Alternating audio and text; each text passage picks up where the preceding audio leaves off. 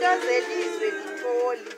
Ndazalwa ngomhla we-5 inyanga ye-5 1950. Ndizalwa kwisibhedlela saseLadysmith. Ndizalwa nguKhulela Litholi kunye noNocingile Litholi abangasekhoyo kulo mhlaba. Intombi yasemaMpingeni ephuma kumnquba waseMcambalaleni. Balizwa ngabantwana abasibhozo, abahlanu abangasekho. Emini maqanda ndifunde amabanga am aphantsi kwisikolo sakuDlakavu. Ndayokuxilongela inyama kumhlaba waseGoli. Ndalizwa ngabantwana abahlanu, ababini abangasekho.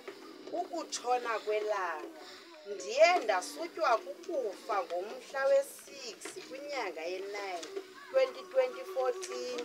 Ndishiya ngasemva abantakwethu abathathu, umntu wakhe, uBhintsinzi, kunye noNtsikelelo Litholi, abazukulwana bam abasixhenxe, neentombi zam ezintathu, uKhunjuzwa, noEla, nontondo wam uNokuthula.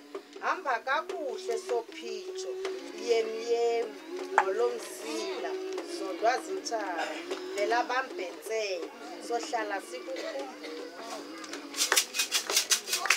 Alright.